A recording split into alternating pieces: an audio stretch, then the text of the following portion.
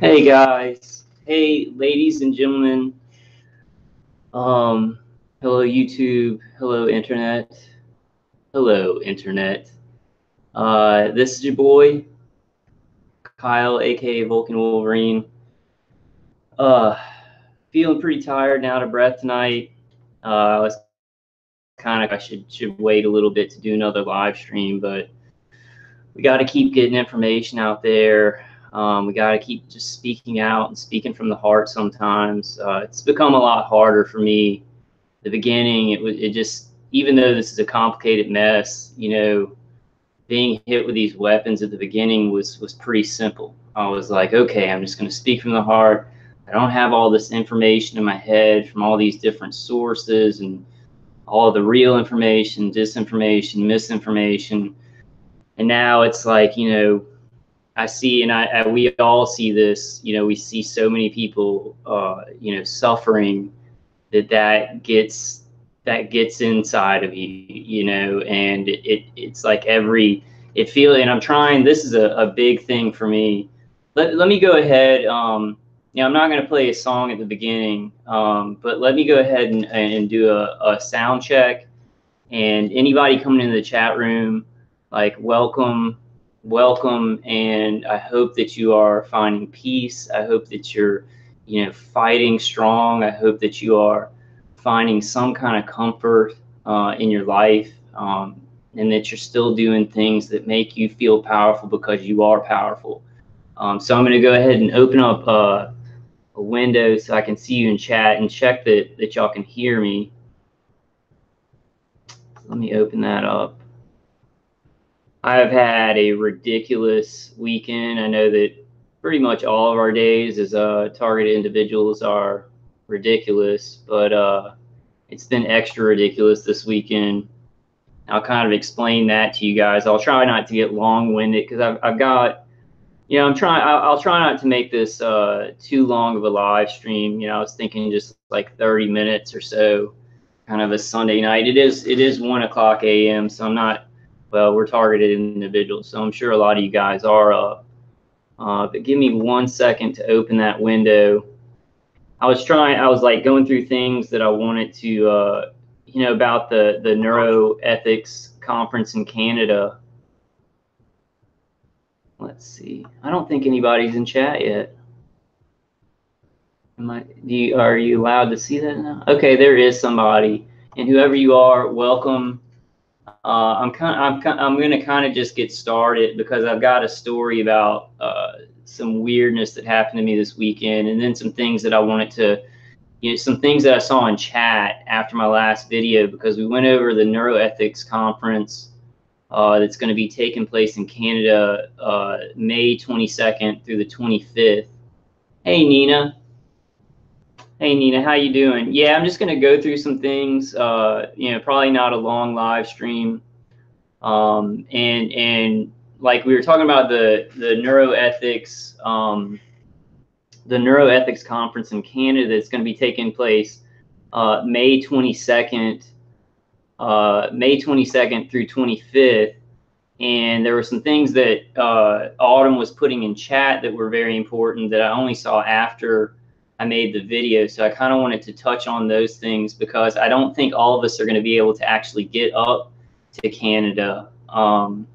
It's taken place in, let me see.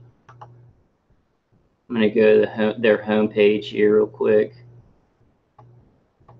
Anybody coming into chat, welcome. I hope you guys are doing good, staying strong. This stuff really sucks. But I did just want to make a video.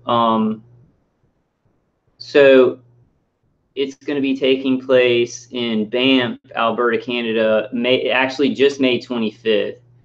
But it's weird because I'll share my screen with you guys.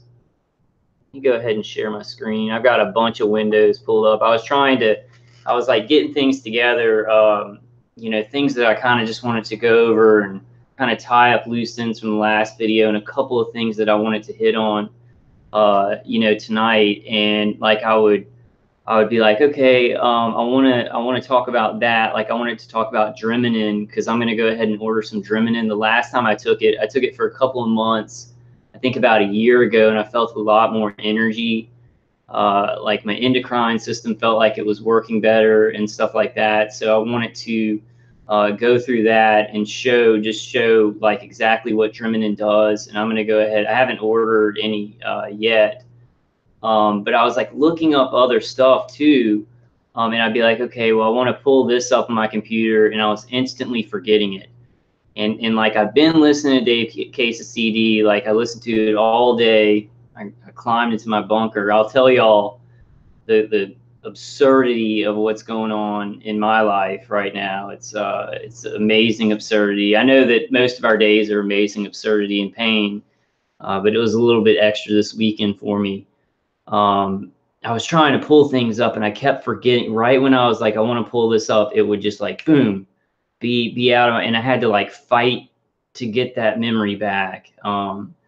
So right now my head's not doing too good. I'm not my I was about to say my organized are not so thoughts. My thoughts are not so organized right now. That's kind of proof of that. And I've just forgot what I was going to go back and show. Give me a second here. Give me a second here, guys. I'll be with you guys in a second. I will stumble through it. And look, I put some aluminum foil over Dew and Mountain Dew, so no cabal signaling here. But if you guys saw my live chat Friday night, like I kept hearing my toilet running, and my attack. Well, I guess you would call it my perpetrator who lives next door, who does noise campaigns and does weird stuff in the bathroom. He hadn't been doing it so much, like not this past Christmas, but the Christmas before was about when he really got involved and started doing every time I go to the bathroom, he'd make sounds, hit the wall, stuff like that. When I go to my kitchen, he'd make sounds over there.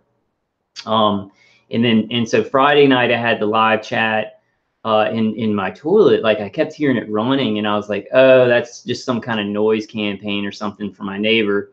I was wrong, and I'll go ahead and admit that I was wrong because after the chat, after the live stream, I walked into the bathroom and it was just flooded. Like my bathroom was flooded, and I had to go. Like I was like, okay, I got to get some towels, and I didn't really have any dirty towels that I could just lay down, but I eventually found some, like sopped up all the water. And I saw that in like a while back, maybe a year ago, like the little top to the back of the toilet had kind of broken too. And I guess I didn't know it, but it caused a thin break on the right side. If I'm facing the toilet, like a thin break in the right side of the toilet. And there was no water leaking out, but for some reason that night, water started leaking out of that back part of the toilet. So after that, and it was like really, it was like 2 o'clock in the morning where I was, like after I finished the live stream. I started like looking up 24-hour a day plumbing services. And I didn't know, like I don't know a lot about plumbing and how toilets work and stuff like that. So the positive thing that came out of this is I learned more about how toilets work. I guess there's something positive you can get in everything. I guess that's a little microcosm what happened with my plumbing. Maybe we can put that on our targeting, that we can learn a lot of positive things that can help us later on in life. Gotta think positive, gotta think hopeful. But so I called the 24-hour plumbing place, and they were like, "Well, turn off your toilet." So that was first thing. So I turned the water off, and then the water went down. And so then I was like, okay, well, my parents have a condo like right across the way. I kind of have to walk across the atrium, and they have a condo there. they live in Florida, but my mom is renting that condo, and she's helping me to pay for this one that I live in, which thank God for such awesome parents who helped me with everything. That's why I feel such an obligation to get information out, because I know a lot of targeted individuals, they still have to work. They don't have anybody helping them. So I get help from Social Security and my parents, which has been just a blessing, because I would be out on the street, without that.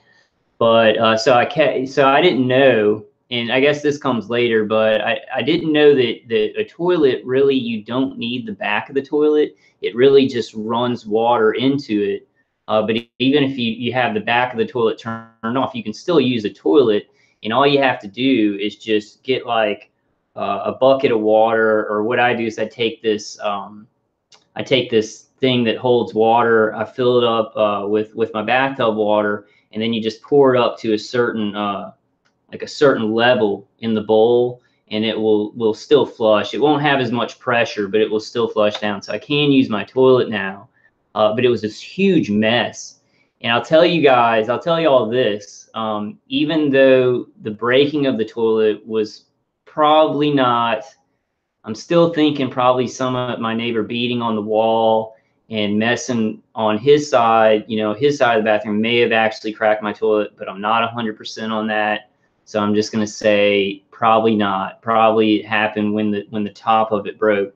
But I had to keep, like whenever I had to use the bathroom, number one and number two, I was walking to my parents' condo. And one of those times I was walking over there, and the mail lady, the U.S. mail, who I'd like to add, I see a ton of U.S. mail cars, and I get vehicular stalked with the one light vehicles, and I'll see tons of mail trucks with one light vehicles. So they are involved in vehicular stalking. But it was like this mail lady came in like right when I was going across to use my parents' bathroom. She was like looking at her phone, and then she like looked at me, and she looked at her phone, and she like kind of walked up before I could get to their condo, and she goes, hey, is there a public restroom? Is there a restroom in here I could use? And that was gang stalking. Like, they actually were able to gang stalk me a little bit more, because I kept having to leave my condo. So I realized that I saved myself from a lot of gang stalking, because I just stay in my condo. I only go out to walk my dog or to get groceries or when I need to, and then I try and just ignore as much of it as I can. But since I kept walking out, there's an ex-Marine neighbor who like would walk in. When I would go use the bathroom, he would walk across the atrium at the same time. He's like, hey, how's your day going? It's he'd say something like, it's another day in paradise. And it's really weird. We were on friendly terms at first, and I never did anything weird to him or anything like that. But then after time went by, he started to show up everywhere I was kind of walking around the condo. Not 100%, could be a coincidence, but probably not. There's not a lot of coincidences when you're being gang stalked and targeted. If you're seeing somebody at a high percentage rate all the time, when usually you wouldn't, it's probably gang stalking, But you got to use discernment on those things, which is a mess, because our head and our nervous systems are getting, microwaved. And what feels like to me, my nervous system feels like it's just unraveling. I want to finish that story. I'm going to get off the topic. But so I was like, okay, well, I can use my parents' bathroom. And then till today. And I talked to this place, this plumbing place, and they're like, okay, we'll come out and look at it. But if we can't fix it, like if you decide not to use our services, it's going to be $65, right? So I'm like, okay, all right. And if they would have came out that weekend, it would have been $300. So I'm like, okay, I can rough it. I can go over to my parents' condo. I can find a way, to make this work. Which my dad came into town on Sunday night. He's definitely not a gang stalker. I think that he is actually targeted, because he almost died after my 33rd birthday. And now he came into town on Sunday night because he had a doctor's appointment Monday morning because he has all these, he had an aneurysm in his head where he had to have surgery, and there was like a 33% chance that he could survive. And I've told that story on other videos, but that caused something in his body, which I don't know if it's from targeting or if it's just because that problem occurred from targeting, then caused other problems in his body. But he has aneurysms all over his body in different places, which the doctor, you know, he should be okay, but it's like they could burst at any time. And he just very, very things that I'm not even like, oh, he seems like he may be remote neural manipulated. It's like, yeah, definite remote neural manipulation. They're definitely messing with him. He's way more agitated and things like that. And I think that they used his brain injury just to be like, oh, well, everybody will think it was his brain injury that they actually caused. And they keep targeting him, keep remote neural manipulating him. And I get way worse vehicular stalking whenever he's driving and I'm in the passenger seat. But so he came into town, and the plumbing guys came in today.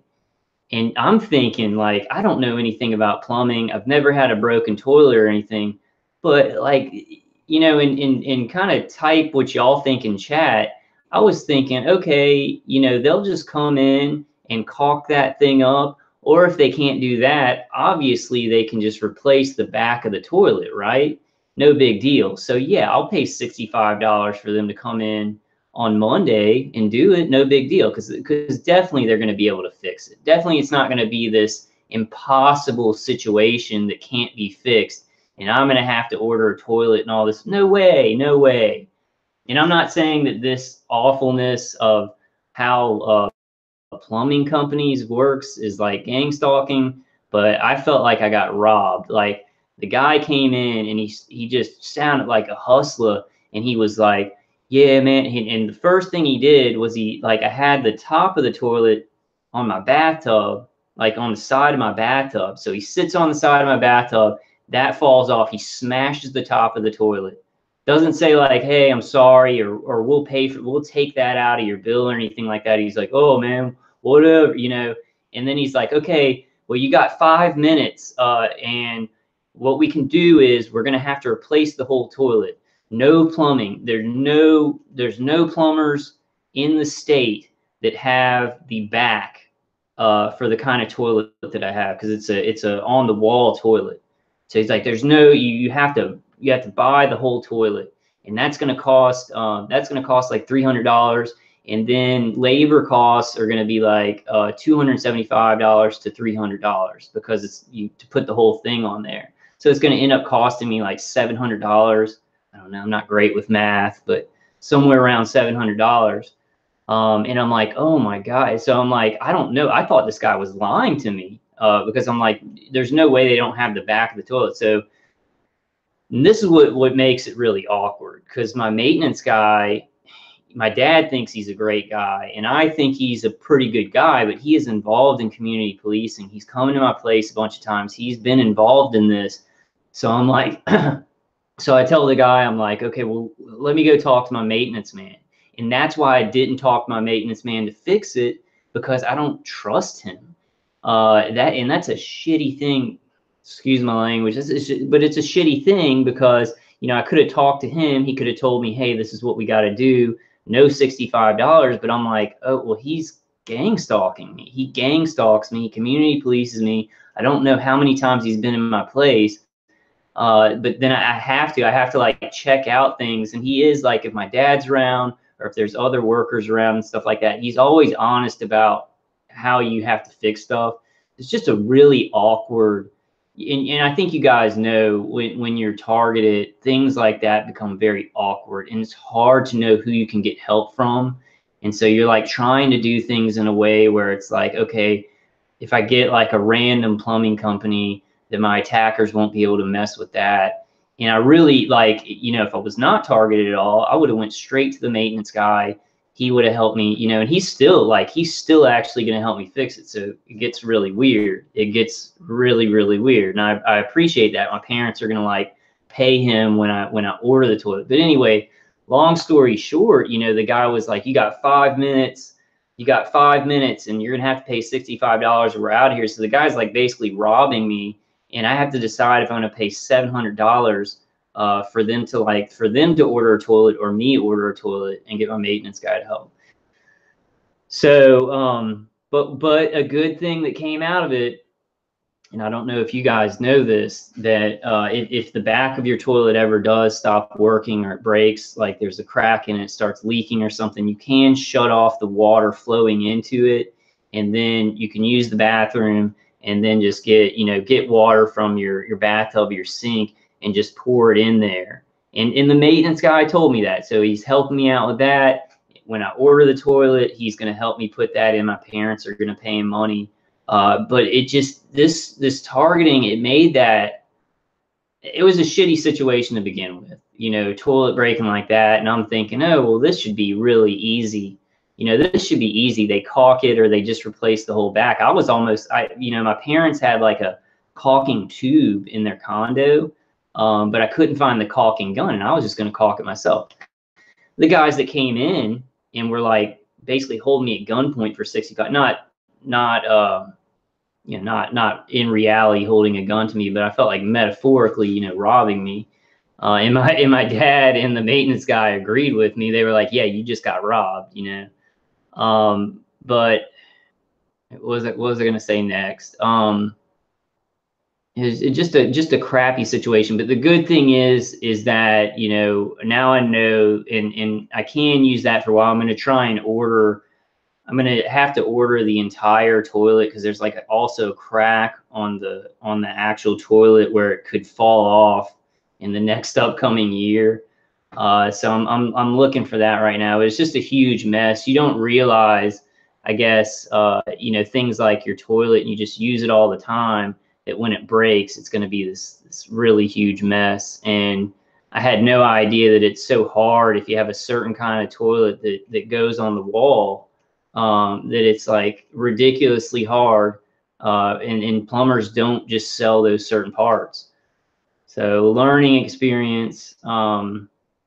It was pretty just, you know, all weekend long, like trying not to use the bathroom. And, you know, my dad came in, he was waking up early on Monday. So he was like, okay, well, if you need to use the bathroom during the night, you know, knock on the door and wake me up. And I was like, well, I'll just come in, Dad. I'll just use my key and come in and not wake you up. He's like, I'm going to wake up anyway. So, you know, knock on the door. So it's just this huge mess to have to use the bathroom. I was actually like at one point, and I'll go ahead and tell you all the truth, I peed my sink. I peed my sink all weekend. I know that's not it's not great, and it's you know, probably TMI for you guys, but I was like, okay, if I have to go number two, I'll go over to my parents' condo. But if it's number one, I'm gonna go ahead and work that out in my own place. You know, maybe that's a better way to say it. Gosh, and with my attackers, and especially like what happens, I think they do this, you know, my attackers, and I think a lot of you guys, I don't know, y'all can, what's the word for it? You can confirm this, probably confirm it. But whenever you have people around, like whenever I was dealing with the plumber and the maintenance guy and everything like that, turn the V2K up, turn the volume up, or hit me a lot harder. I felt so tired, I could barely think. So I'm trying to like figure out, I'm trying to figure out if I should go ahead and just let the plumbers do it for like $1,000 or try and figure it out on my own. Thankfully, miracle from God, which, you know, it existed before I even knew it, but you can just go ahead. Like I just turn off the toilet so the back's not, the water's not flowing into the back, and then I can just pour water into it to keep using it, to buy time to go ahead and order the cheapest toilet I can find, because I don't have money to spend. I'm living on disability. Ugh. All right, I actually have important information, but I did want to tell that story. I wanted to go ahead, like that night on my live stream, that was not my neighbor doing a noise campaign. It was actually my toilet being broke and leaking water, so it would run like that. But then just like this stuff always is, just like this targeting always is, I was gang stalked when I had to deal with it. Like I was gang, not by the plumbing guys. I think they were just, I think it's just plumbing companies suck. Like they haven't advanced along with other technology and other companies, I guess, to like build the backs of toilets that you can buy. I don't really get it. You have to buy the whole toilet, and it's just a huge mess. And then just to put that stuff on is like $300 plus a $65 just to come out, even if you don't use them, even if you don't use their services.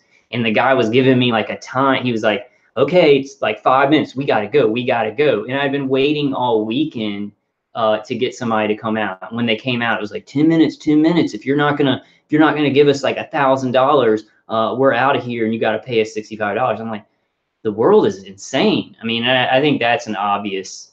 Yeah, I guess that's maybe the point that I wanted to make about this story. The world is insane, and it's always been insane, but now it's getting way insaner. And then when you're microwaved, when you feel like you're being microwaved to death, it seems a lot more insane, because our body has, our body and our brain and our endocrine system, we have all these things inside of us to regulate when things go crazy, so we can keep our balance and we can keep our logic and we can keep cool. But when your attackers are raping your body, raping your thoughts, raping your endocrine system, because they're sending signals to the brain, which then send signals to your thyroid and your adrenal gland, things get pretty intense, more intense than they would be in an already kind of intense situation. Now, I'm not saying like fixing a toilet is so intense, but it gets pretty intense when you're being microwaved to death. I guess that's my point. I actually have some targeting information to go over, some more information that I wanted to put on from the live stream I had Friday night. Let me check the chat room, guys. Make sure y'all can hear me and everything. Hey guys. Hey Paul, and completely supplied. And Autumn. Hello Autumn. Future knowledge. Hey guys, how are y'all doing? Paul says, I pray for all TIs all over the world. I love and care about each and every one of you, even if you don't. Yeah, I agree, Paul. I really love you guys. And I just pray you're feeling strength. You're feeling strength in this, that you keep fighting, that you see the beautiful things, that you have things that you really care about, that you feel like you're fighting for. Because sometimes I feel like I'm just like, oh my God. And it's weird. It's like my attacks aren't necessarily, like my attackers aren't necessarily attacking me. Hey, native neuropterus, I'm not doing too good. My body's really tired. Like my body and my brain are just super tired. But it's weird because it's like I've got Dave KC, I've got some defenses. And it seems like my attackers, this is what it seems like. So I'm not going to say this is a definite thing, but it seems like my attackers could be hitting me a lot harder, which, I don't know what's going on exactly. I don't know what kind of protocol that they're working on, but it's like, since my body's so tired, and like right now, I've got like heat all down my spine and stuff like that. And like around my ears, just like, have you guys ever seen that movie, Three Kings? And actually, I kind of wanted to talk about fair use and stuff in this video, but I don't think I'm going to go into that. But I'm going to figure out something where I can show some movie clips and stuff, not only for, what's it called? Not only for, what's that, when, predictive programming, but like I like to show things and be like, hey, you can get an idea about how I feel, like how my pain is. I'll show you this clip from a movie. Like in Three Kings, the guy Mark Wahlberg is tortured, and they put these metal things around his ears, like, and they shock his head, like they're electrocuting around his ears and everything. and there's like when he gets out of it, there's like black marks all around his ears and his neck down here. And so like I remember that movie from when I was a little bit younger, and I'm like, that's how it feels sometimes. It's like an extreme heat and like electrocution around here, but really around the entire head. And that feeling of just your skin and underneath the skin is heating up, and you feel like your nervous system is just kind of being, it's just being fried. I don't know how else to say it. Yeah, Native, thank you so much. She says, hang in there, sweetheart. You have our support, and y'all have my support too. I was telling Nobody, he emailed me, and I actually want to read a little excerpt of a friend gave him this really good, just not an advice or a quote, but just a really good saying, a really good way to look at things. And I'm going to read that in this live stream. But you guys can't imagine like doing these live streams and stuff, y'all being there and being so supportive and like being so smart about this, and us like having an actual, good conversation about this stuff and emotionally supporting each other. It means everything. I would have crumbled by now. It's not. Yes, Native Neuropter says, stay strong, TIs. Stay strong no matter what. The Native Neuropter says, mine keeps shocking the middle of my brain and head and teeth, but I'm not giving up. Yeah, I'm not giving up either. That's why I was like, man, I don't really want to make a video tonight. I kind of want to play video games and look up what toilet I'm going to buy. Ugh. And then get Dreaming. I'm going to order some Dreaming, so hopefully I can get my energy levels up and maybe do a little bit more. But I was like, man, everybody who watches my videos, they get it. They get that I'm being targeted really bad. And if I stumble on words or I forget stuff, y'all don't care. So I feel pretty comfortable with it. It's hard to feel comfortable anymore. It's like anxiety all the time, like an artificial, and this is remote neural manipulation, where it's like they'll take negative feelings that you feel, like a feeling that you have on Monday morning when you have to go to work. So there's a feeling that you have on Monday morning when you go to work, and this is a simplified way of putting it. I know there's a more complicated way to say it, but then there's like a feeling that you feel on Saturday morning or Friday night when you have the whole weekend to rest. And this is when I, of course, went to school and had a job.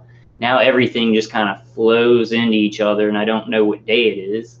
But I have that, like, it'll be artificial, it'll be remote neural manipulation, and they always make me feel like there's something I should be doing. Like, even if I'm just sitting and relaxing and there's not really much more I can do for the day, and I just need to relax. I just need to relax as much as I can because I'm getting attacked. They'll give me that mental feeling, that feeling of like, oh, I got to do something. I can't, I can't relax. So, but let me go to that, guys, first. I want to, let me share my screen, and I'm going to go, not the whole email, because I don't want to show nobody's phone number or anything like that. But I do want to start it out with this saying. I thought it was really good. It really inspired me, kind of picked me up, So I'm going to share my screen. I got so many windows open, so many things going on here. Okay, so this is Nobody. He had emailed me. We exchanged information and stuff. He says, I too have V2K, and they influence my body to feel unspeakable horrors. If you are interested, here's something I find helpful from some advice from friends that God led me to. If you are interested in the advice of my friends that I found helpful, here it is. To sum up what my friend said, those who have suffered the most are the most blessed, for they know who it truly means. They know what it truly means to be human, as they know all range of emotions and have truly lived a full life, knowing both true good, which is God, and true evil, which is what we TIs go through. People who live in only bliss and happiness never know what it truly means to be human as we do, who have suffered the most, who know the truth that is the goodness of God, and who try to remain moral despite suffering, is what it means to be human and proving our worth to God. My friends say, give thanks to God, then shed a tear for those who will never know God or what it truly is to be human as we have. I say amen. Amen. In the name of the Father and the Son and the Holy Spirit. That's just a great, just some great advice. Just it's very good, because we are, we experience more than people who are ignorantly blissful. We become stronger for it in a lot of ways. Our bodies and our minds sometimes feel weak, like our memory and stuff like that. And our nervous system, just doing regular things become hard, but we do gain a spiritual strength that I never thought that I would ever reach.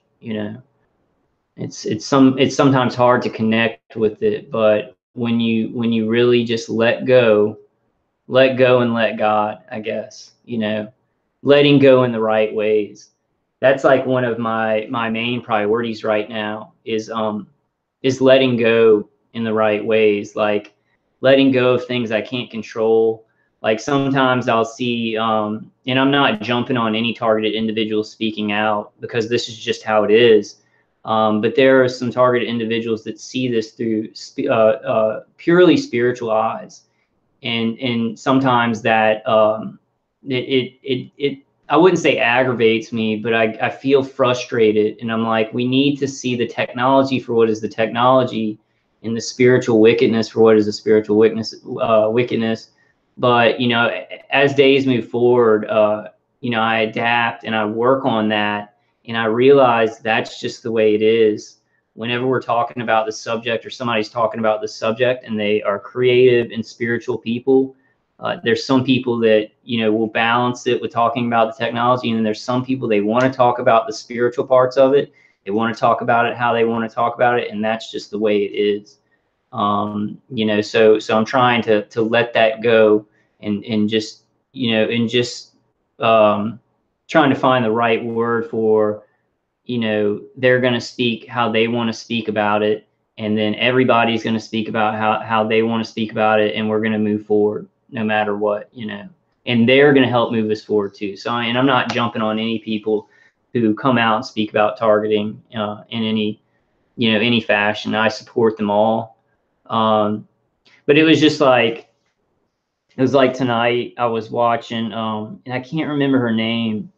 But she's made a lot of live streams and videos. It's an older lady, and she's very sweet, and she's very religious. And she was talking about that, like when she was not, when she was still in sin, she would have demons growling in her ear, right? And then when she accepted Jesus Christ, those voices changed or stopped. I'm not sure. I wasn't very clear on that. And then she said, and I think that, and this is what she said. She said, and I think that the implants, like some of these implants that targeted individuals have, that's how the demons attack our body. And she wasn't talking about the men or the artificial intelligence system. She's talking about like spiritual demons working through the technology, which I guess is a certain way to look through it. But I see it that it's technology, it's AI, and then it's human operators with spiritual wickedness out the wazoo, right? So we are fighting spiritual wickedness, but I think for other people, it's like everything is spiritual, demonic and spiritual, and that's just how those people are going to see it. And I see some things, in a spiritual light. And I'm just trying to, I don't know. I'm just trying to kind of, I guess my main point on that is to let go in all the ways that matter, and to hold on in all the ways that are really important. So some things, it's like, even if somebody's not talking about this in exactly the way that you would, or that you're like, oh, that may confuse other targeted individuals and it may not be good for them. That's just, it's how it is, and it's how people are expressing themselves, and God's going to use that and how they speak about it to help people, just as God's using how I speak about it to help people. So it helps me to let go. Like I always go back to that, always go back to that movie Fight Club, and I know there's a lot of bad stuff in it. There's a lot of propaganda and stuff in it, but ever since I saw it, and that's a big thing with me, and I think I got that from my dad and my mom. Probably on down the line, we have a hard time letting go of things, even when it's like detrimental to us.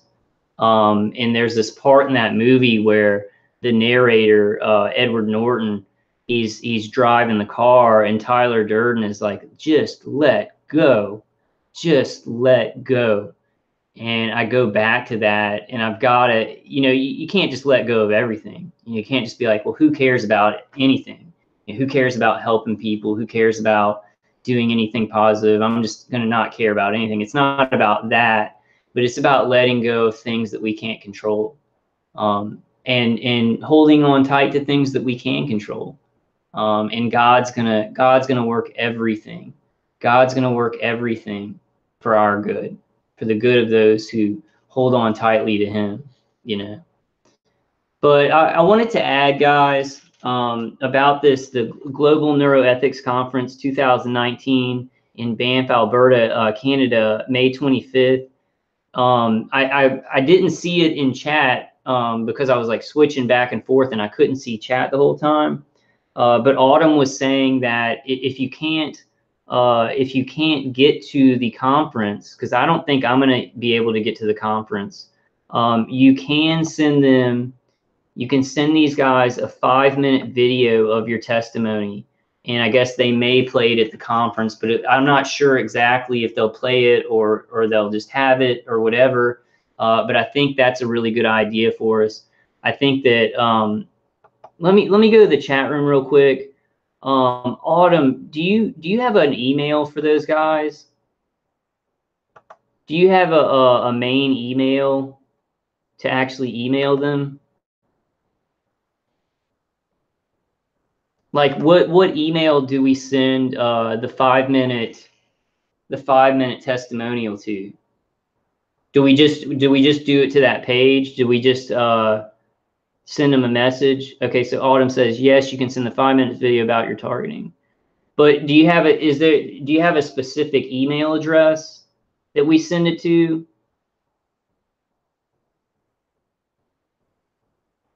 Okay, okay, this is my understanding. Let me see. I'm going to share my screen again. This is my understanding. Hold on. Share and go back to that you go to this page. So go to www.globalneuroethics.com and then go to register contact us, because I've looked through it and I don't see an email just to send stuff to. But if you get in contact with them and you let them know, or let's see, so go to register contact us, fill it out, fill out your name, your email, and then I guess put, I would like to send a 5-minute, I'd like to send a 5-minute testimonial to you guys for y'all's use at the conference, and then they'll go ahead and send you back an email. But I could not find their specific email address. Maybe it's down here. Hold on. I'm guessing. My guess is that it's something like globalneuroethics@gmail.com or something like that. But go ahead and go to the register contact us at www.globalneuroethics.com. Send them a message, that you want to send in like a 5-minute testimonial, or if you can get there, like if you live in Canada or you do want to go to this thing, you can send them a message that you want to do that, and then they'll just respond to you. So then you'll have your email, so you can send anything that you want to them and let them know. So I wanted to add that in because I didn't say that on the Friday night live stream. And I found it kind of interesting, guys. Hold on one second. I'm going to take a puff of my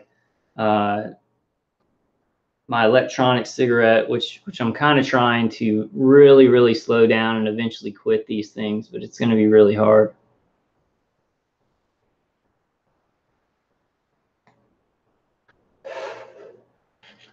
I found this too, and it's interesting. They're going on at the same time.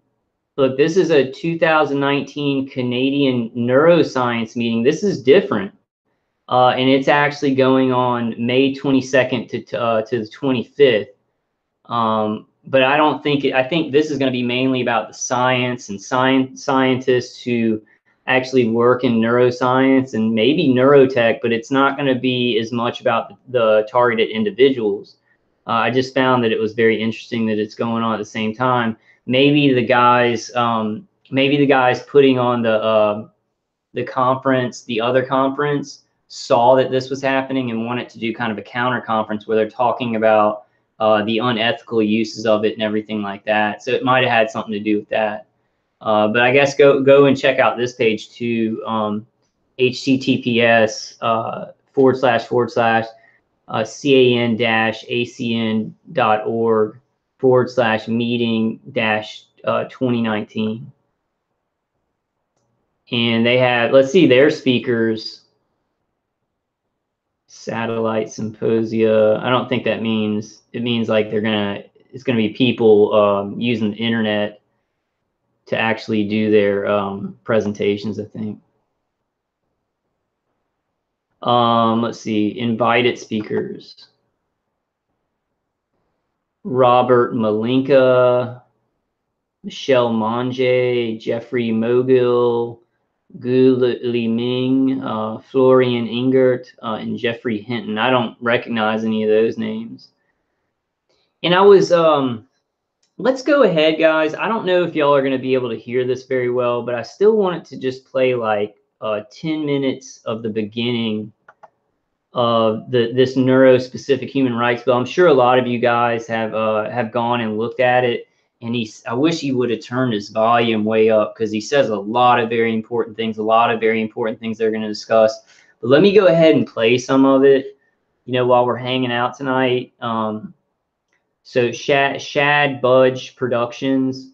Let's go ahead and like play the first 15 minutes because it just kind of gives an overview of why, they're doing this and talking about like, it's very important. Like we have new rights that we have to talk about: the right to your own thoughts, the right to your own cognition, which is completely insane.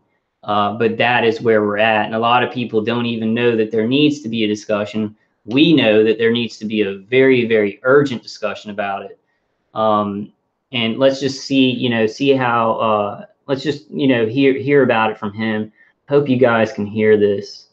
Shad Budge. I am a human rights activist, a member of numerous bioethics, neuroethics, and human rights societies and organizations. This is an informational video on the Global Neuroethics Conference that is being organized by a number of my colleagues as well as myself, and will be taking place on the 25th of May in Banff, Alberta, Canada. Please check out the links below in the description for our websites, as well as like, comment, subscribe, and most importantly, please share this video on all social media platforms to help spread awareness. Our goal is to host a global neuroethics conference that will educate the general populace on the current exponential growth regarding the fields of neuroscience and neurotechnology, while simultaneously elaborating on the need for new neuro-specific human rights. This will be a community-funded event relying solely on donations, sponsorship contributions, and fundraising campaigns. Lectures will be provided by a number of very distinguished speakers who have dedicated their lives to the fields of neuroscience, neuroethics, and human rights. There will also be a segment during the conference which will allow the victims of human rights violations in the neurological field to give brief, formative testimonials to the audience. A panel of legal experts, neuroscientists, technology developers, neuroethicists, and human rights advocates has been formed and will continue accepting membership applications until the 15th of June. This panel has created a rough draft of the Neuro-Specific Human Rights Bill, which will be distributed to all conference attendees. Discussion regarding the current state of the bill is highly encouraged as it will be presented to Legislative Assembly later in the year. All suggestions regarding any potential revisions to the bill will be acknowledged, reviewed, and deliberated by the panel. This conference will be covered by multiple media outlets, and representatives from all four major political parties will be invited. Now, I know that a neuro-specific human rights bill sounds incredibly intriguing on many different levels, so let me dive a bit deeper into that right away. Please note that I will be taking a large amount of paraphrased excerpts from the paper written by Dr. Marcelo Aienza and Dr. Roberto Andorno, titled Towards New Human Rights in the Age of Neuroscience and Neurotechnology. And there's also a link to the paper in the description below. If you do have time to give it a read, please do. It's an amazing piece of work. Okay. Rapid advancements in human neuroscience and neurotechnology open unprecedented possibilities for accessing, collecting, sharing information from the human brain. Such applications raise important challenges to human rights principles that need to be addressed to prevent unintended consequences. This paper assesses the implications of emerging neurotechnology applications in the context of human rights framework and suggests that existing human rights are not sufficient to respond to these emerging issues. After analyzing the relationship between neuroscience and human rights, we identified 4 new rights that may become of great relevance in the coming decades: the right to cognitive liberty, the right to mental privacy, the right to mental integrity, and the right to psychological continuity. Number 1, the right to cognitive liberty. The right of individuals to use... Okay, before he gets way into it, I'm going to stop sharing my screen. And then, do we have a thumbs up? Can y'all hear it? Can y'all hear it good enough to get that information out of it? Because I wanted to go through like all the issues kind of that this bill is covering, and then I wanted to hear him talking about inviting the speakers.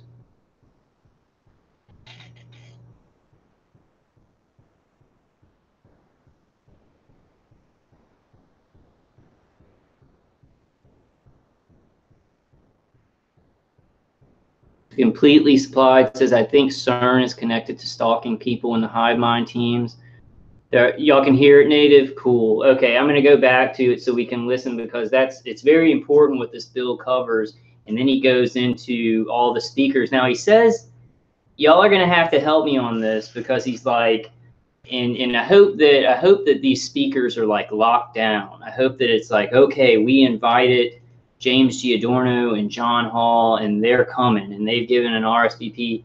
But I thought that when I heard it, he was kind of like, James G. Adorno has been invited, and then they're not sure if he's going to come.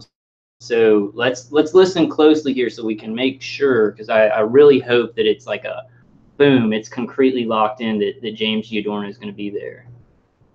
So let me go back and share my little screen. Hey guys, wait, before we go back, I wanted to show you there was only one person in the chat room when I showed this the first time.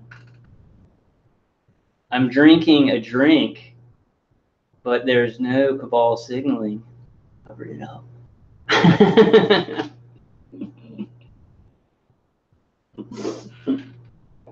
I thought that'd be funny. Sometimes I think things are going to be funny, but they're not so funny. Okay, so let's go back to that. I'm going to share my screen. If you guys can hear it okay, let's go through a couple more minutes.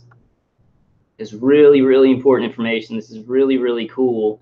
And the thing is, you know, our goals as people, and let me go back on this one to make sure, because this is another conference that's going on from the 22nd to the 25th about neuroscience with some speakers. But this is the one that's important to us, because they're allowing people who are being, being hit with directed energy weapons and neuro weapons to come and speak at it. They're going to be the subjects are going to be about, about the misuse of these weapons and things like that, which they're, doing to all of us. I think it may have been like a very intelligent move on this guy's part. I'm not sure I don't think is his real name Shad? I'm not sure, but I think they may have seen that and they were like, well, let's do a conference, because these people are just going to be speaking about the good things about it. We need to bring in all the topics, which is also not preventing, but stopping these very, very immoral. It's hard to get like words that really justify how bad this is, but the completely immoral, horrific crimes being done with neuro weapons and directed energy weapons. Let's go back. Who's that guy? He looks like a dork. And this guy, he really does look like a young Donald Sutherland. I could not help thinking that right when I saw him. Okay, so let's continue. Sorry, I got a little bit sidetracked. I've been doing that, well, probably since I've been targeted. Neurotechnologies, as well as the protection of individuals from the coercive and unconsented use of such technologies. The right and freedom to control one's own consciousness and the electrochemical thought process is a necessary substrate for just about every other freedom. Cognitive liberty is necessary to all other liberties because it is their neurocognitive substrate. As such, cognitive liberty resembles the notion of freedom of thought, which is usually considered the essential justification of other freedoms, such as freedom of choice, freedom of speech, freedom of press, and freedom of religion. Cognitive liberty is a conceptual update of freedom of thought that takes into account the power we now have and increasingly will have to monitor and manipulate cognitive functions. Some legal scholars, such as Boire and Sententia, have interpreted the right to cognitive liberty with special focus on the protection of individual freedom and self-determination from the state. For example, Sententia has claimed that, quote, the state cannot forcibly manipulate the mental states and implicitly the brain states of individual citizens, end quote. Given its conceptual complexity, cognitive liberty is multidimensional. Bublitz recognizes at least three, quote, interrelated but not identical dimensions, end quote. These are, one, the liberty to change one's mind or to choose whether and by which means to change one's mind. Two, the protection of interventions into other minds to protect mental integrity. And three, the ethical and legal obligation to promoting cognitive liberty. These three dimensions configure cognitive liberty as a complex right which involves the prerequisites of both negative and positive liberties. The negative liberty of making choices about one's own cognitive domain in absence of governmental or non-governmental obstacles, barriers, or prohibitions. The negative liberty of exercising one's own right to mental integrity in absence of constraints or violations from corporations, criminal agents, or the government. And finally, the positive liberty of having the possibility of acting in such a way as to take control of one's mental life. Number two, the right to mental privacy. The formal recognition of a right to mental privacy, which aims to protect any bit or set of brain. I just want to kind of break in here. I really want to let him go because it's important. It's in this bill. And it needs to be an open dialogue about this because it's the most urgent thing that I can think of. I know there are a lot of other tyrannies and people, being killed and tortured in the world, but since it does influence my life and a lot of y'all's life and people that I know, it seems to be the most important thing to me. Plus, it's just the most it's like the grossest, and I mean like the biggest invasion or rape of a human being is to rape their thoughts and their mind, because the world is pretty insane and there's violent people out there. But what we had before this technology and what's going on with it and what some people might still have, I know that everybody's surveilled in a certain way, but some people might not be getting remote neural monitoring. But it's like you could go out and you have to deal with some crazy people or whatever, violent people, but you come into your home, which is a place, it's a place of solitude, a place of safety, and then you have your mind. You have your sovereign mind, which is the last place of refuge that a human person has. And these evil people have kind of, they're trying to at the moment take away these last two great refuges that human beings have from an insane world, from an insane violent world, from violent criminals, from tyranny and things like that. I think that our refuge in our homes was taken a long time ago because we're surveilled, from our phones and everything like that. And then this is like the last vestige of refuge Those may mean the same thing, but it's like, you know, and to rape that thing, because there were people who there's people who've been tortured all throughout, you know, human history. But you think, like, there's this one example of a guy when Russia, when communist Russia was basically, you know, going after all these people that they saw as enemies to the state, and this has happened in a lot of countries, and he was being tortured. Like, he was brought to a facility where they would beat people and torture them. But I remember, and I want to get the book because it's a book that really gave me strength. I think it was actually burned in my house fire, but he wrote this thing in his book where he was like, the only solitude and peace he had, because he was separated from his family, but it's like they would torture him all day long. And he was like, the only refuge that I had was I could go back to my cell at night, and even they would bang on his cell, and they really couldn't sleep. But he was like, the last refuge was the solitude of my mind, having my own sovereign mind. You know, to take that is unimaginable. And it's like, to some people in the world, it is still unimaginable, and they just can't imagine that you know, people are raping these weapons, and, you know, human operators are raping the mind, but we live it 24 hours a day. I mean, it's changed me so much. It's changed the way that I think and I act, and I fight against that. And you know, I fight back and I move back. I keep pushing back, and I get to another place, but I have to adapt. But when you know that people are like watching your inner voice and visuals from your brain, I mean, it is like your body, it's just, you know, it completely horrific, unimaginable rape. So I guess that's just my point, you know. Okay, let's let him continue. Information about an individual recorded by a neuro device. This right would protect brainwaves not only as data, but data generators or sources of information. In addition, it would cover not only conscious brain data, but also data that is not under voluntary or conscious control. Finally, it guarantees the protection of brain information in absence of external tool for identifying and filtering that information. Paul Wolpe has suggested that due to fears of government oppression, we should draw a bright line around the use of mind-reading technologies. Quote, the skull should be designated as a domain of absolute privacy. No one should be able to probe an individual's mind against their will. We should not permit it with a court order.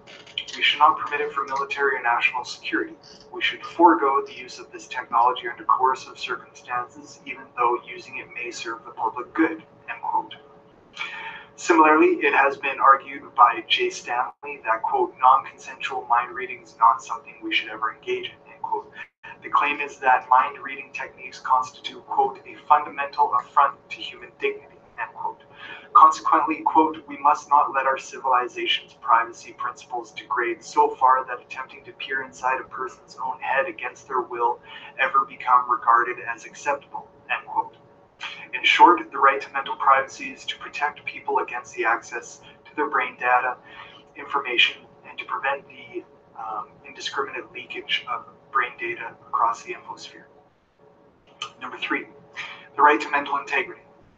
This reconceptualized right should provide a specific normative protection from potential neurotechnology-enabled interventions involving the unauthorized alteration of a person's neural computation and potentially resulting direct harm to the victim.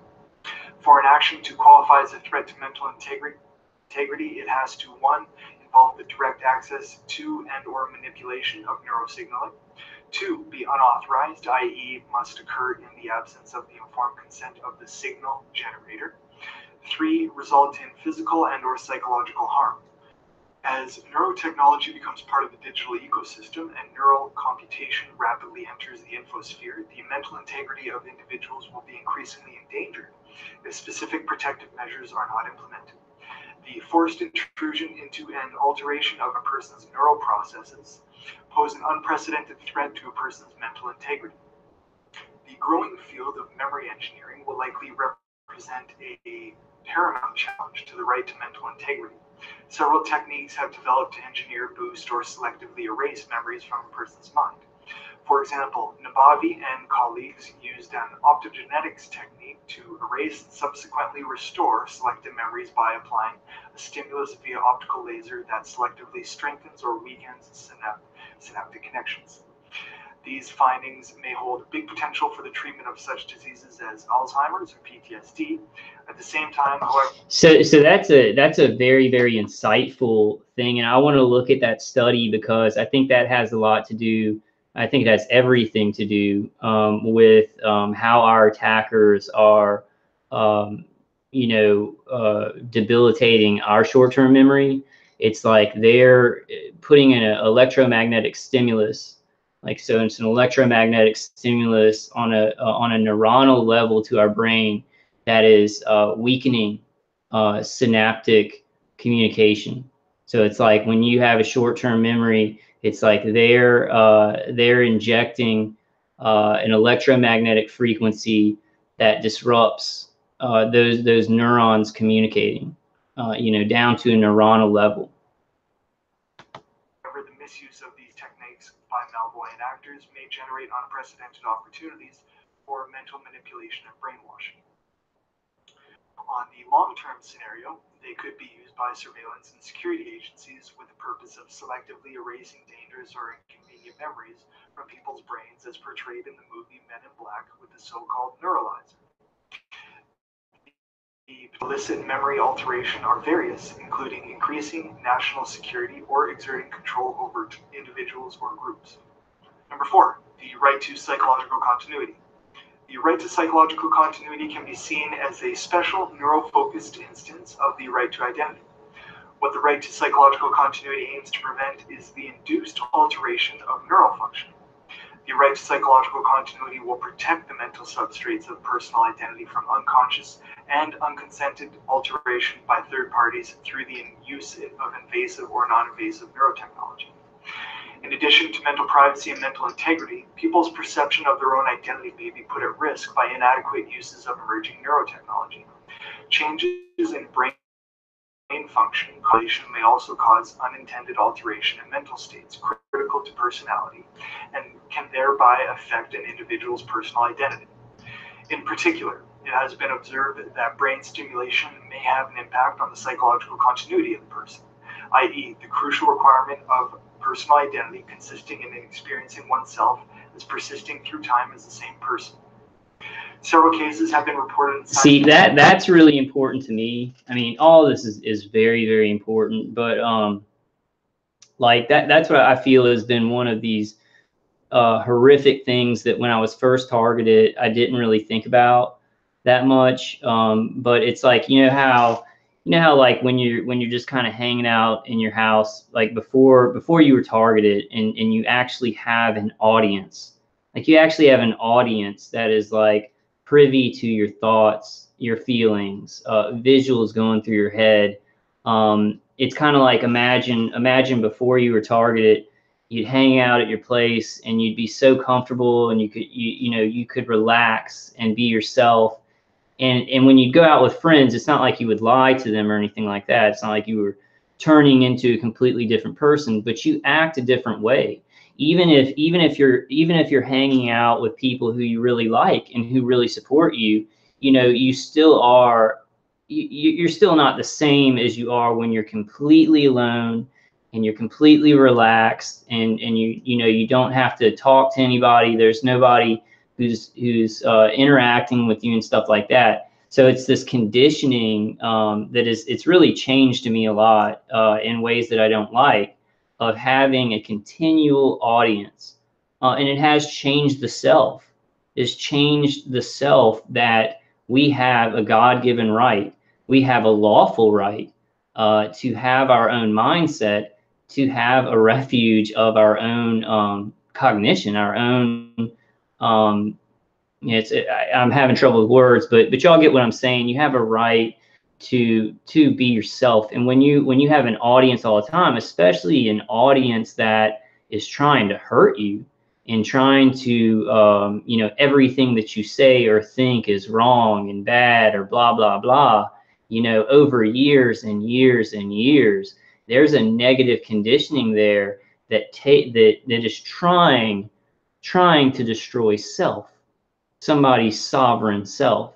I mean, so this is, I could not think, I just can, there are lots of awful, immoral things going on in the world, but this is just so, so important. And we all know, everybody in the chat room, I know I'm just preaching to the choir here, but it's just that it's so important. Even things that aren't our immediate, like the unraveling of our nervous systems and complete pain and destruction of, trying to destroy our brain on a physical level. There's these conditioning things that happen over years and years that are so satanic and evil. That everybody needs to be fighting this. This is great. This bill is great. I think I'm gonna really research. And I think there's a lot of stuff going on with Tomo's bill, and she had an interview with Romola, and I'm gonna be really getting that information and try and present that in some live streams and stuff like that. And I'm betting that even in America and other countries, we can find people like these guys, or if there is nobody, we need to learn. We need to learn what these guys are doing so we can present bills. In America, New Zealand, the UK, Australia, that are just like these guys. So we really need to support these guys and learn from what they're doing. Literature in which deep brain stimulation, or DBS for short, has led to behavioral changes such as increased impulsivity and aggressiveness or changes in sexual behavior. A study involving patients treated with DBS shows that more than half of them articulated a feeling of strangeness and unfamiliarity with themselves after surgery. Quote, I do not feel like myself anymore, end quote. And quote, I feel like a robot, end quote. In parallel, memory engineering technologies may impact a person's identity by selectively removing, altering, adding, or replacing individual memories that are relevant to their self-recognition as persons. However, threats to this right are more likely to happen outside clinical settings.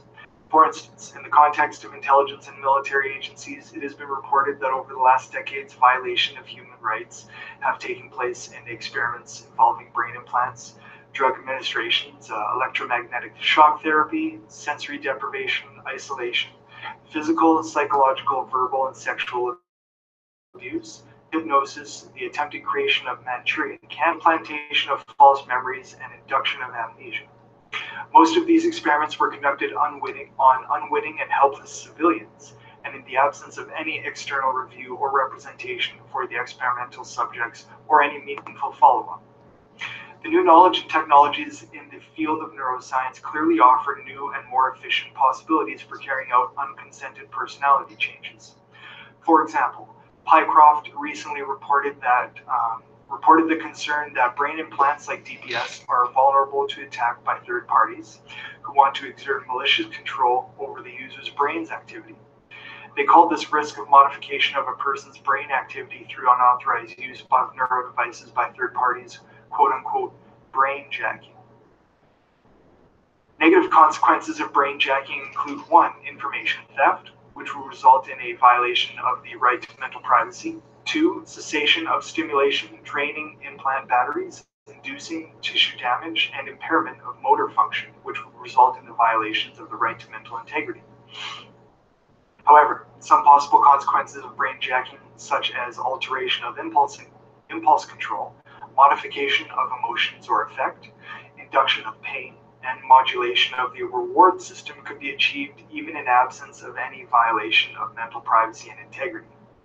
In those circumstances of unauthorized modification of the cognitive, emotional, affective dimension, a different type of human right violation seems to be at stake: the violation of the right to psychological continuity. In short, the right to psychological continuity ultimately tends to preserve personal identity and the coherence of the individual's behavior from unconsented modification by third parties. It protects the continuity across a person's habitual thoughts, preferences, and choices by protecting the underlying neural functioning. Conclusion. The volume and variety of neurotechnology applications is rapidly increasing inside and outside the clinical research setting. Ubiquitous distribution of cheaper, scalable, and easy-to-use neuro applications, has the potential of opening unprecedented opportunities at the brain-machine interface level and making neurotechnology intricately embedded in our everyday life.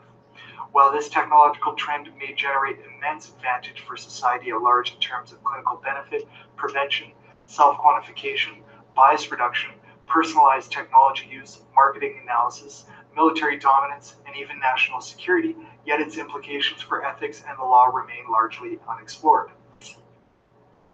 We argue that in the light of the disruptive change that neurotechnology is determining in the digital ecosystem, the normative terrain should be urgently prepared to prevent misuse or unintended negative consequences.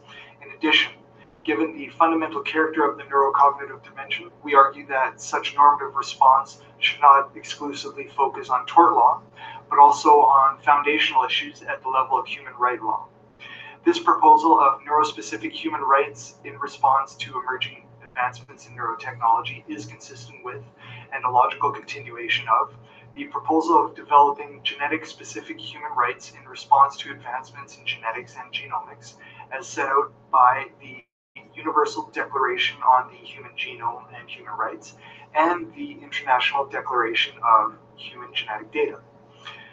The freedom of thought, freedom from slavery, torture, and inhumane or degrading treatment or punishment are regarded by international human rights law as not subject to any exceptions, and therefore as absolute rights. Absolute rights cannot be limited for any reason. No circumstance justifies a qualification or limitation of absolute rights. Absolute rights cannot be suspended or restricted, even during a declared state of emergency.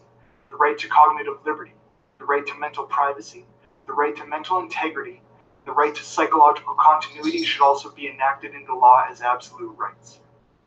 The date and location have been strategically picked for this conference, as it is directly following the 30th Annual Canadian Bioethics Society Conference, which is taking place on May 22nd to 24th in Banff, Alberta, Canada as well.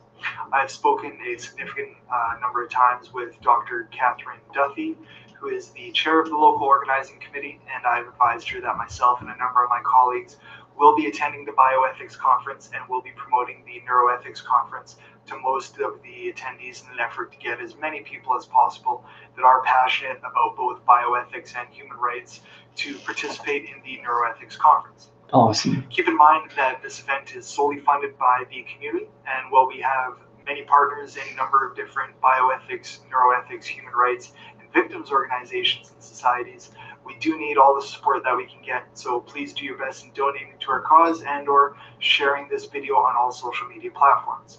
All right, let's go over the speakers who we have invited to the event.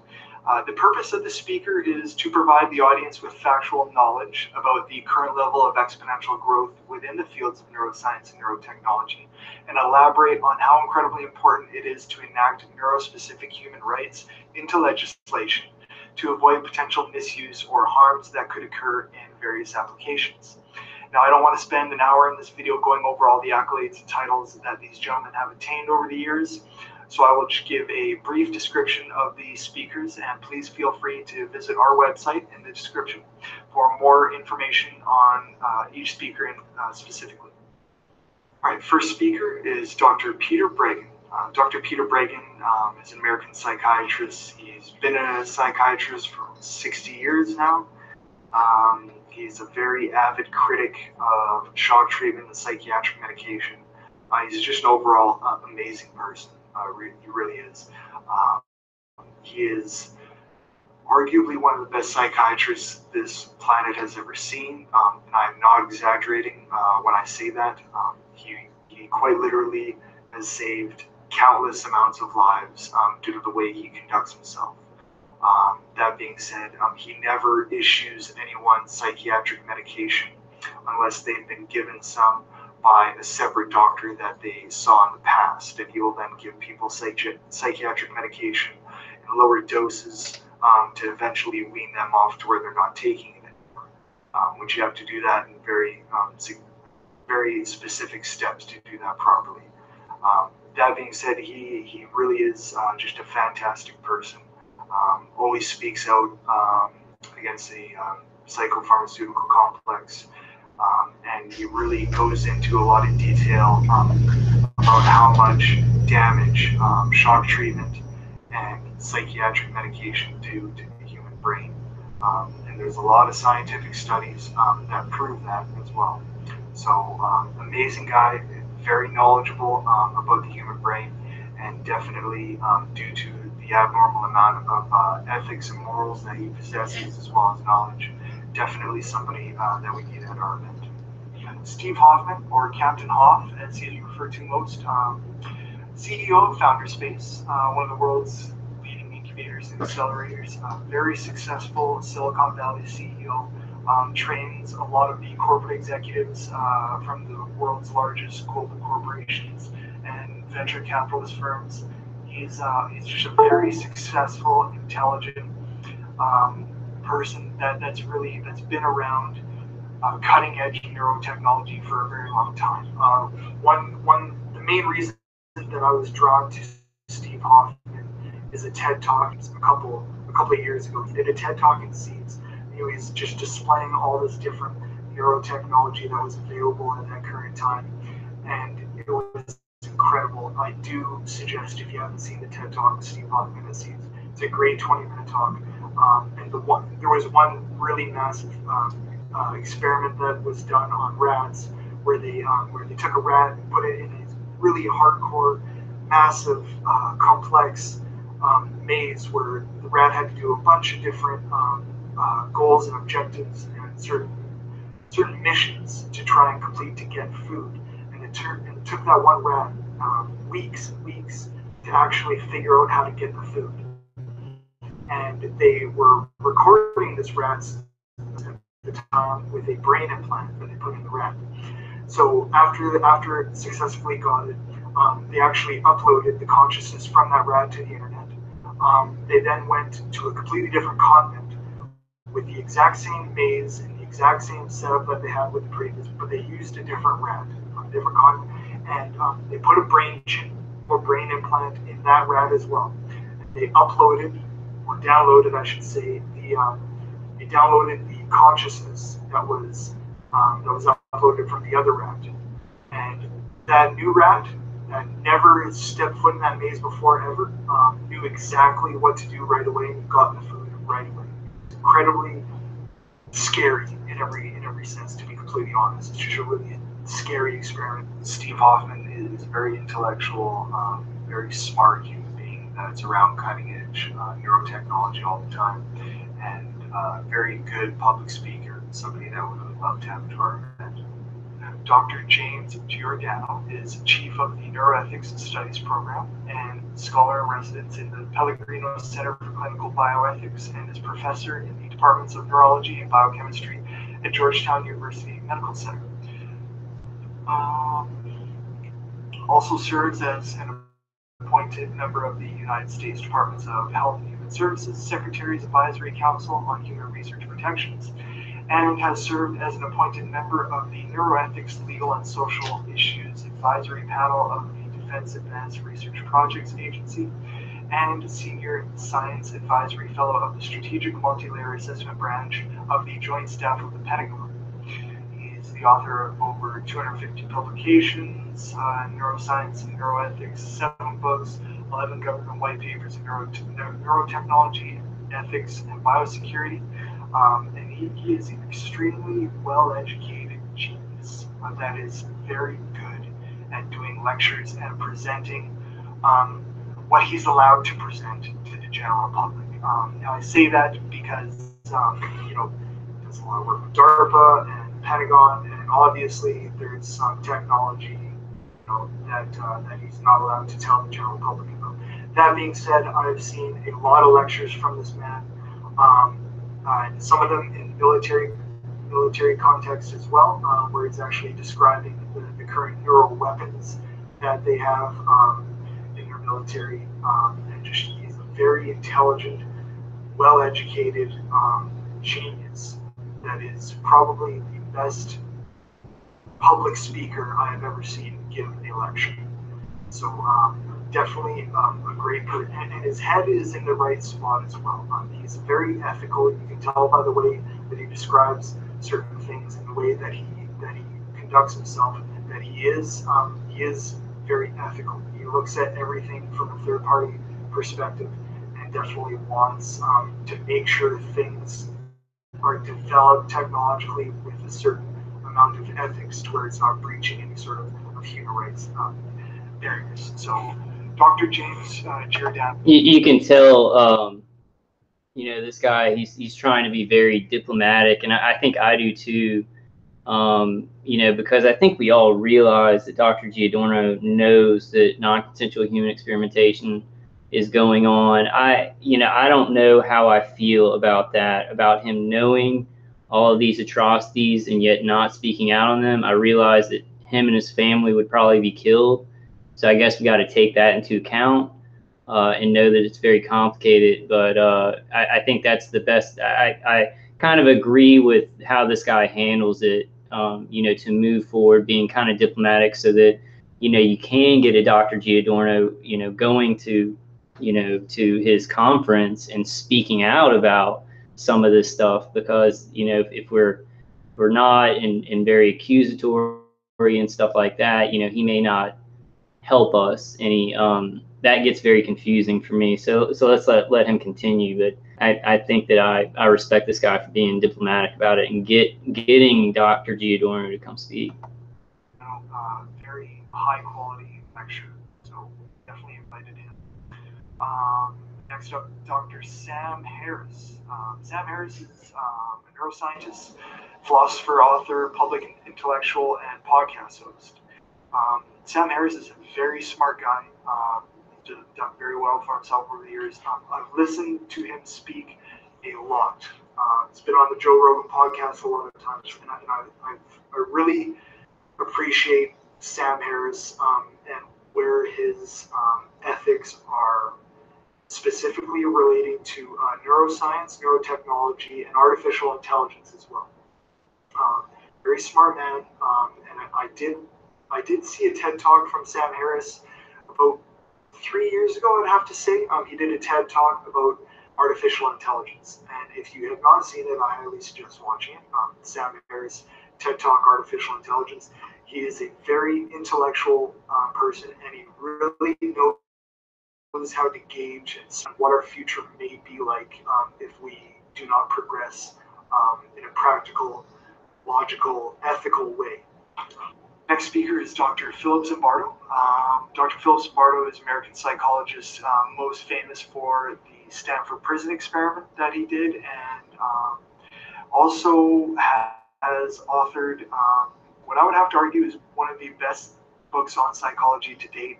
That's titled The Lucifer Effect. It's a New York Times bestseller. It's absolutely fantastic. It's a must-read, and Dr. Philip Zimbardo is just a really, really smart, intellectual, knowledgeable guy that has been around for a very long time. And his whole theory that he has proven over the years is that good people can turn bad, i.e. what happened to Nazi Germany. And he was also, Philip Zimbardo was actually a very good friend of Dr. Stanley Milgram, who did the famous Milgram experiment. Which is the exact same thing. I want to stop it for just a second. I think that's the scariest thing about all this, because it does have shades of Nazi Germany and a lot of these communist countries.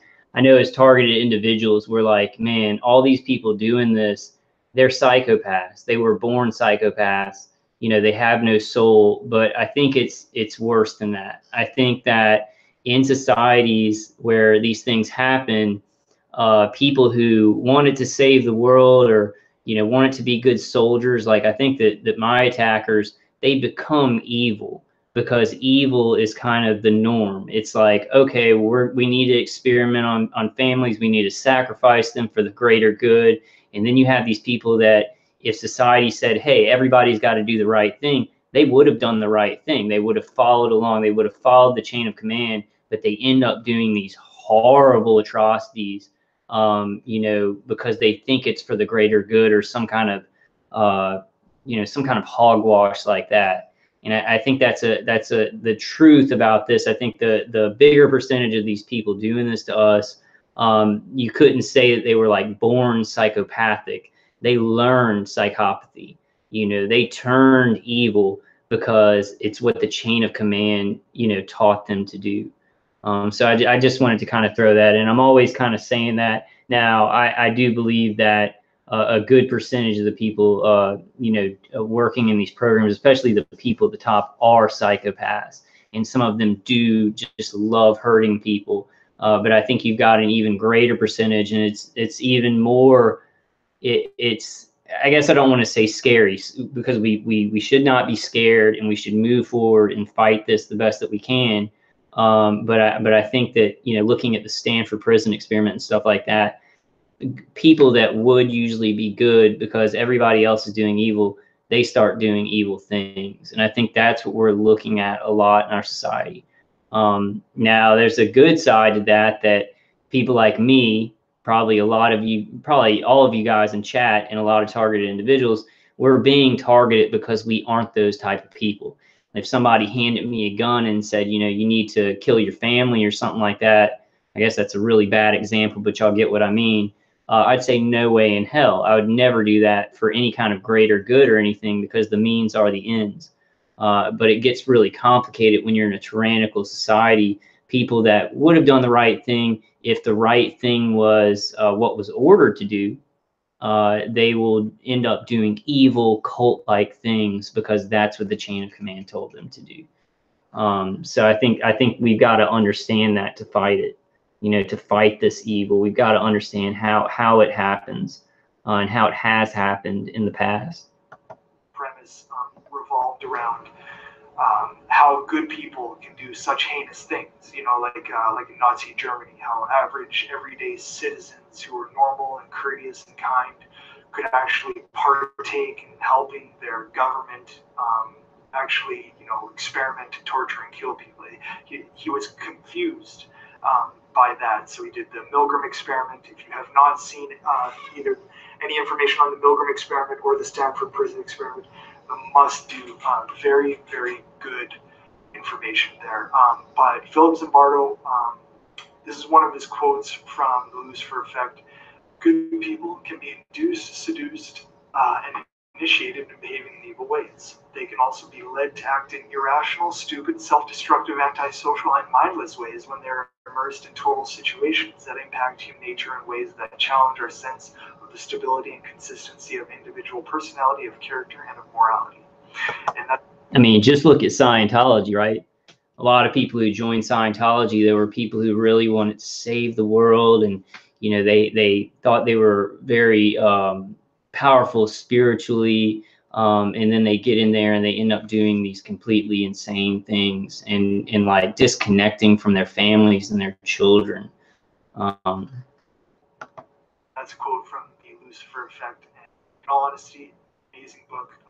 Philip Zimbardo is a very, very well-educated, knowledgeable, wise, and ethical human being, and he'd be a great person to have give a lecture with us. Next speaker, Dr. Colin Ross. He is a doctor, researcher, author, and lecturer in the field of dissociation and trauma-related disorders. He is the founder and president of the Colin A. Ross Institute for Psychological Trauma, and he is extremely well educated about the MK Ultra experience, and he has been a big critic that has spoken out against the atrocities that were done on thousands and thousands and thousands of victims during the MK Ultra studies, and he is quite literally an expert on the specific subject. I've seen countless different lectures and interviews from him describing the advancements that were made during those times, and his knowledge about, not only the MK Ultra experiments, but about the brain in general, and about neuroscience and neurotechnology is just he's a really, really good, ethical, moral person that we would love to have around. Great guy. Dr. Marcel Aienza and Dr. Roberto Andorno.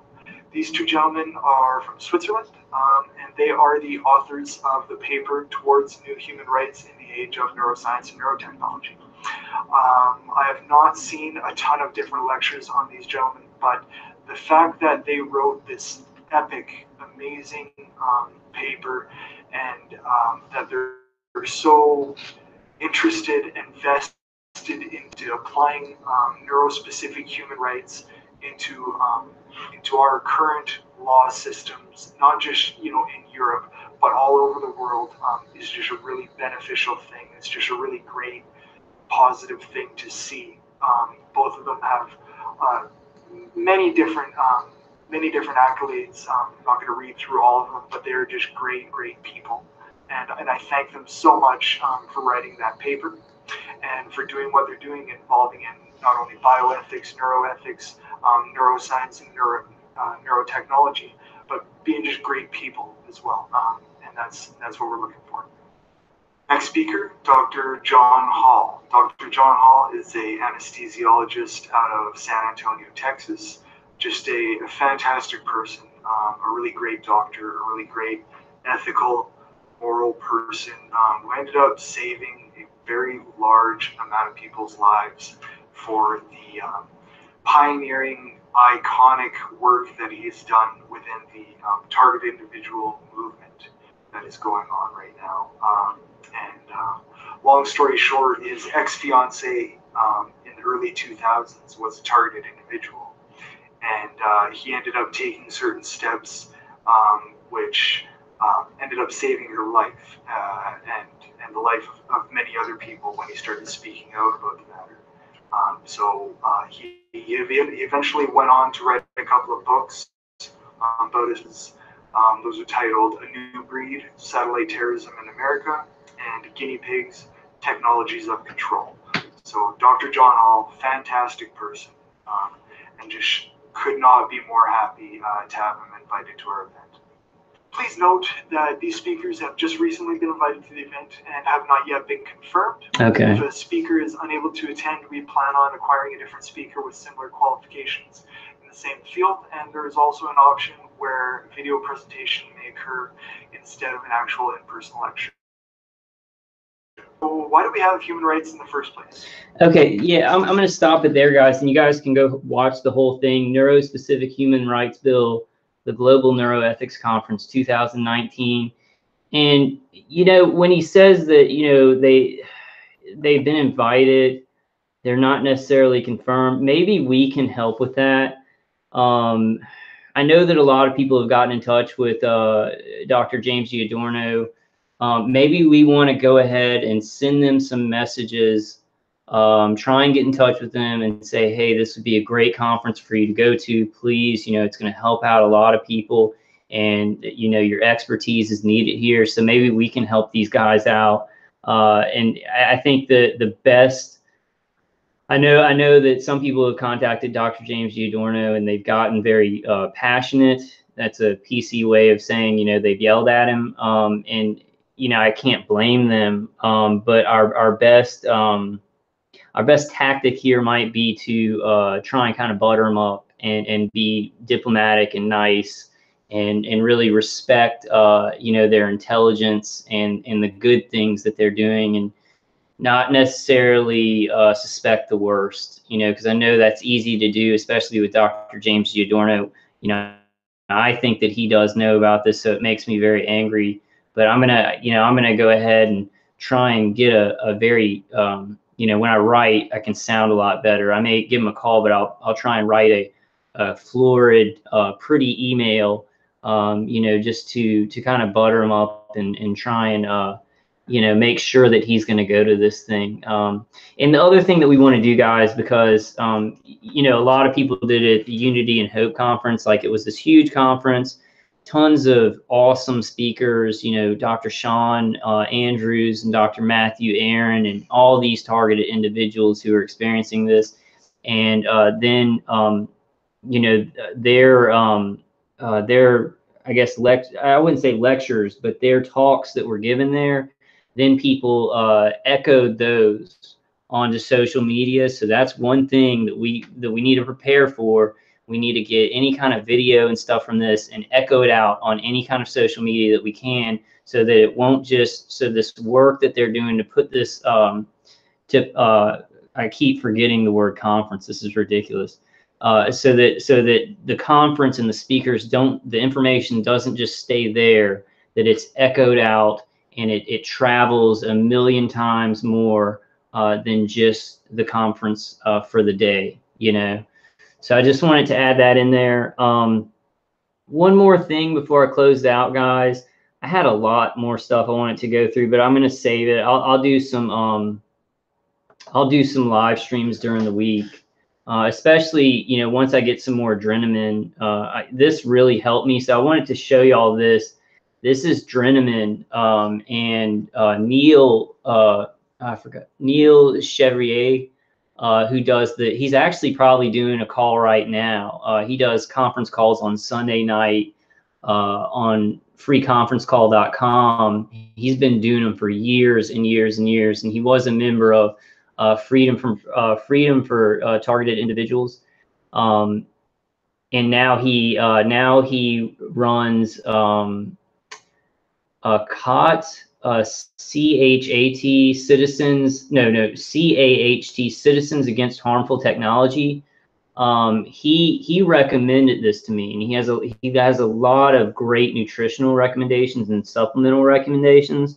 And I tried this. I was taking it like a year ago, and my energy levels were up. I felt like my adrenaline, my endocrine system was working a lot more balanced than it is now. So I'm going to go ahead and order it.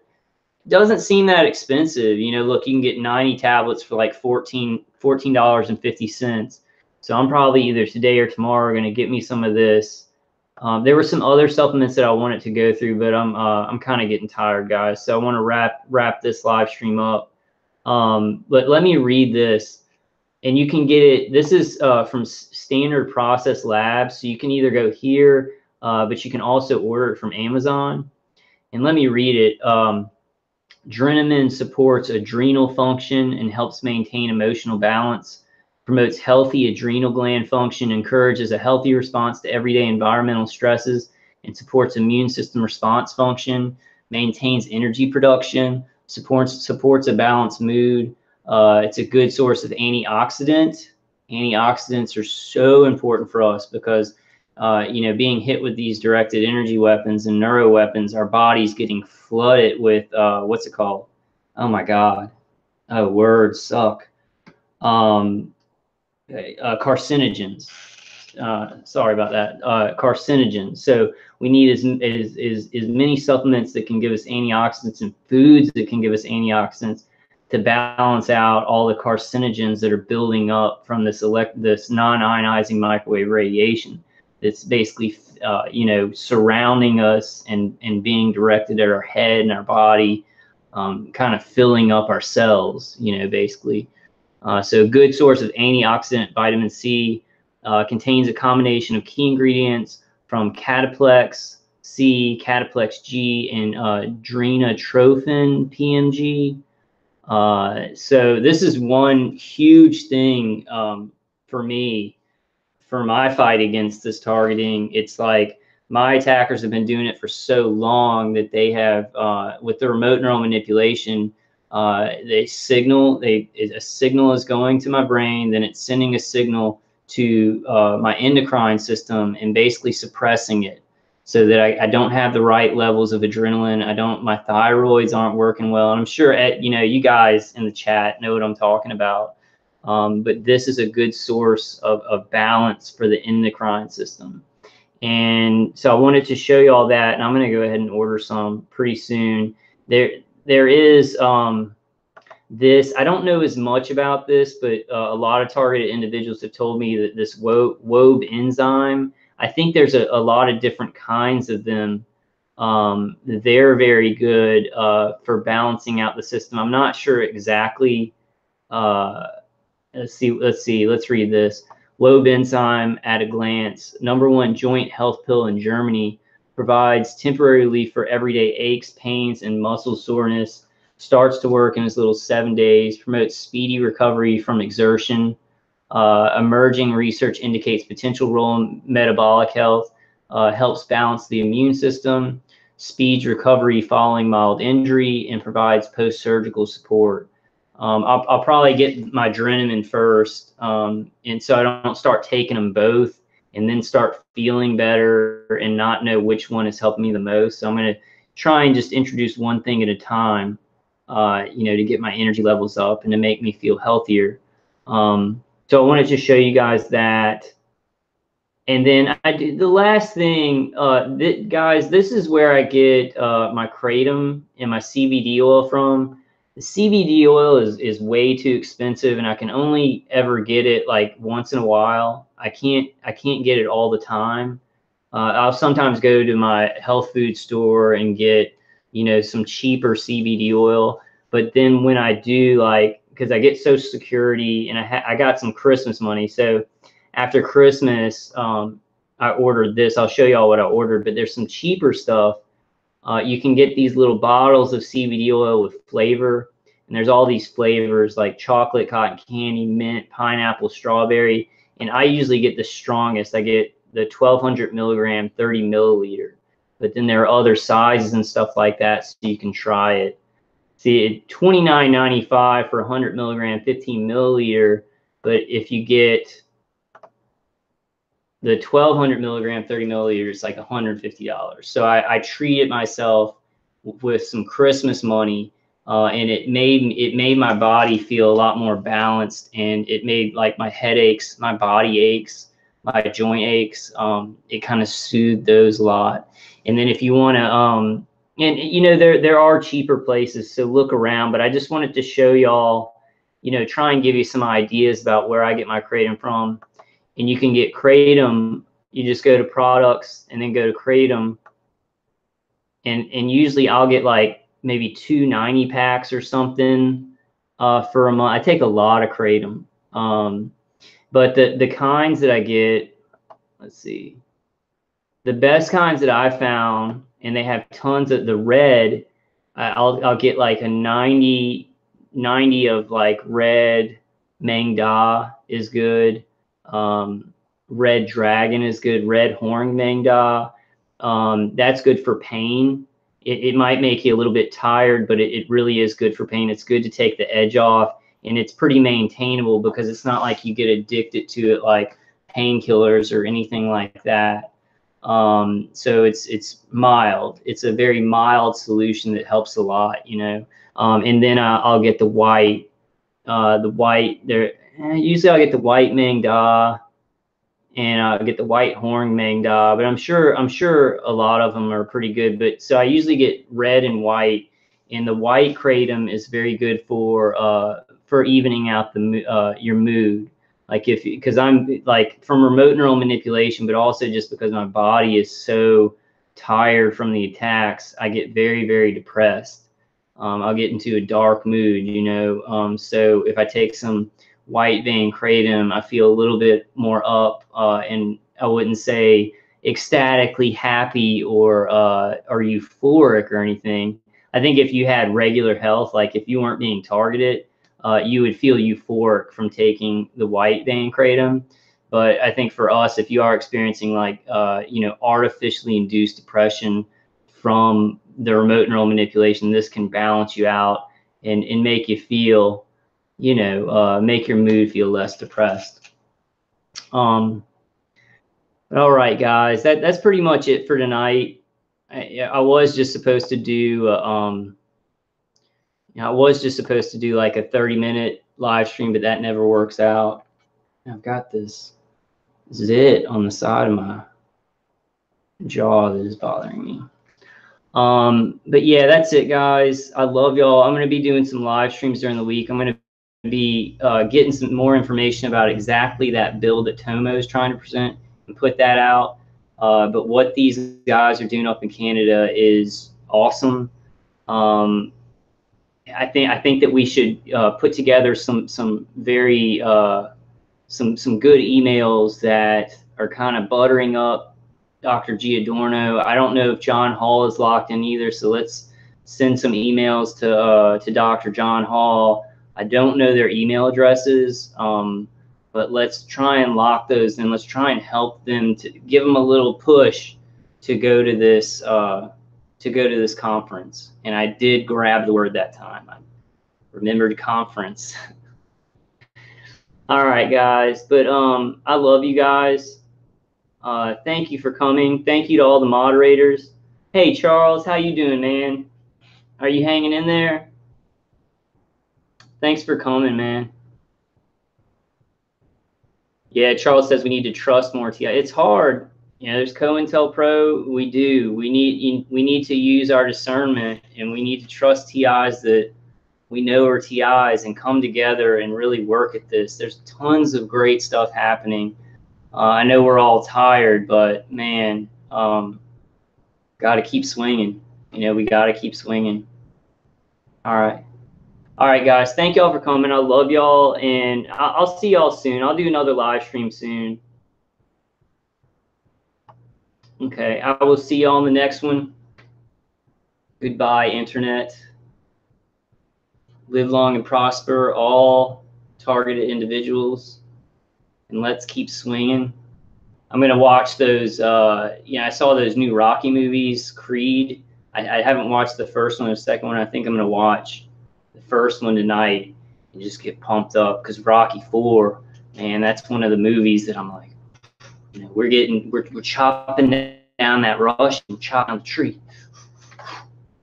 I'm going to get this Dramamine, and I'll let y'all know, because I'm probably going to order the Dramamine, today or tomorrow, and I'll let y'all know how much of a difference that makes in my energy level, just my energy levels and what I can do. And y'all probably we'll see, because y'all always see my ugly mug on the videos, and we'll see what it does, for my energy levels. All right, I love y'all. God bless. God protect you. Let God give you the peace that surpasses all understanding. God, please give us miracles. Let this. Oh gosh, I keep forgetting the word. Let this conference be super successful. Please, all these speakers, get them to go to it and speak on it, and see this information the targeted individuals are putting out there. Let it be successful, and give us the strength to help these guys and to put that information further out. All right, guys, and thank you so much, Autumn. Please, guys, if you've got information that I'm missing, because like I research a little bit, but you guys can find stuff that I can't find sometimes, bring it to the live stream and we'll go through it. You know, if you're just like, this is important information. So thank you so much, Autumn, for doing that, because I wouldn't have found that information. There's so much information out there. I probably, this would have passed me by, you know, unless I heard it from somebody else, you know, another targeted individual somewhere else. All right, guys, good night. Have a good Tuesday, and just stay strong. Let's keep swinging. All right, I love y'all.